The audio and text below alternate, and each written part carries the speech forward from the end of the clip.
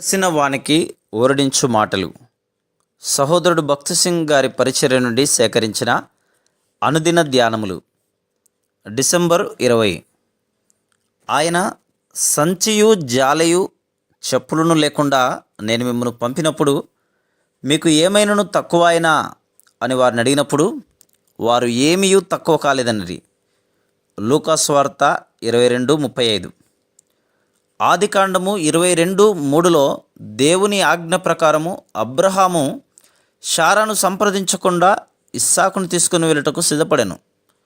కొంతమంది ఇండియాలోని ఆచారములు అమెరికాలోని ఆచారములు వేరుగా ఉన్నవని అందరు. అమెరికాలోని భార్యలు ఇండియాలోని భార్యల కంటే వేరుగా ఉన్నారని నీవు అనుకునేదవు. సమాధానముగా ఉండు నిమిత్తమై తమ భర్తలు భార్యలకు అన్ని విషయములు చెప్పవాలని కోరుదురు. ఒకవేళ ఆ భార్య అమెరికా దేశస్థురాలైనను, ఇంగ్లీషు ఆమె అయినను, ఇండియా ఆమె అయినను, చదువుకున్నదైనను, చదువు లేనిదైనను, ప్రతి దేశమునకును దైవ నియమము ఒక్కటే. దేవుని పనిలో, దేవుని కార్యములలో అదే దైవ నియమము కలదు. నీవు ఒకవేళ దైవ నియమమును సవరింపు చేయదలచినచో అది నీ సాక్ష్యమును బలహీనపరచున్నదిగా మరియు నీ పరిచర్యను నష్టపరచున్నదిగా నుండును. దైవ నియమములు స్వల్పమైనవి కావని దేవుడు మాట్లాడినచో విధేయత చూపవలనని అబ్రహాము ఒక పాఠము ద్వారా నేర్చుకొనెను. అందువలన అతడు ఏ మనుష్యుణ్ణి సంప్రదించకుండా దేవునికి విధేయుడైన.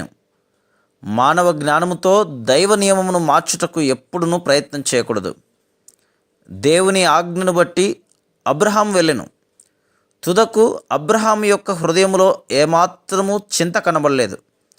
ఇస్సాకు తన తండ్రిని బలి పశువును గూర్చి అడిగినప్పుడు దేవుడే చూచుకును అని జవాబిచ్చెను.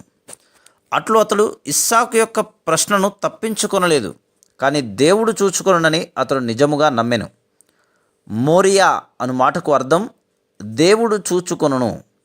ఇక్కడ అబ్రహాము యొక్క హృదయములో దేవుని యందు విశ్వాసం ఎట్లు పెంపొందించుకొనెనో చూచిదము. నిజమైన స్నేహమునందు దేవుడు మనల్ని కోరునది బలమైన, సజీవమైన, సామాన్యమైన విశ్వాసమును. కానీ మనలో విశ్వాసమే ఉండదు. మనం విశ్వాసమును గురించి మాట్లాడినను, బోధించినను, పాడినను ఎప్పుడైతే మనం పరీక్షించుకున్నదమో అప్పుడు సాతాను మరలా మన హృదయంలో అనుమానమును పుట్టించును.